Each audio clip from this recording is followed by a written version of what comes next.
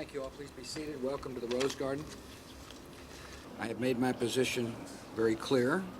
The Congress chose to ignore it, and so I will veto the bill. That's not to say that I'm not interested in their opinions. I am.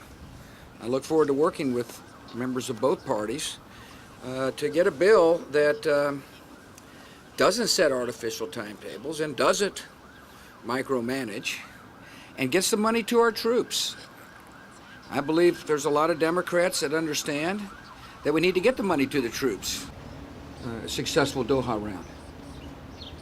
So we told our trade ministers work hard. Should the foreign minister of Iran bump into Condi Rice, Condi won't be rude. She's not a rude person. I'm sure she'll be polite, but she'll also be firm and reminding this representative of the Iranian government that there's a better way forward for the Iranian people than isolation, that their development of a nuclear weapon is unacceptable to peace. You've got to recognize that in order to make progress on greenhouse gases, we've got to make sure that the developing nations, which are significant emitters, are a part of the process.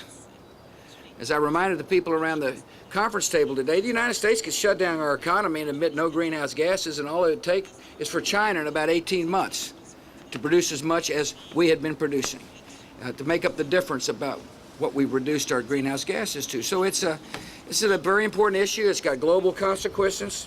The good news is that we recognize there's a problem. The good news is we recognize technology is going to lead to solutions and that we're willing to share those technologies. And we all recognize we got to deal with the developing world, particularly China and India. Dann wird es sehr schwer sein, die anderen zu überzeugen. Aber ohne die anderen zu überzeugen, wird die CO2-Emission weltweit eben auch nicht runtergehen. Und ich finde, dass wir jetzt gemeinsam hier Schritte definieren, dass wir uns zum Beispiel sagen, wir wollen, dass es eine ordentliche Tagesordnung gibt für die Indonesien-Gespräche am Jahresende. Das ist ein Riesenschritt nach vorne.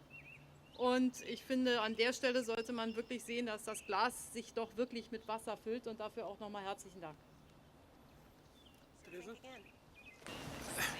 To be very frank, it's better than what I was planning.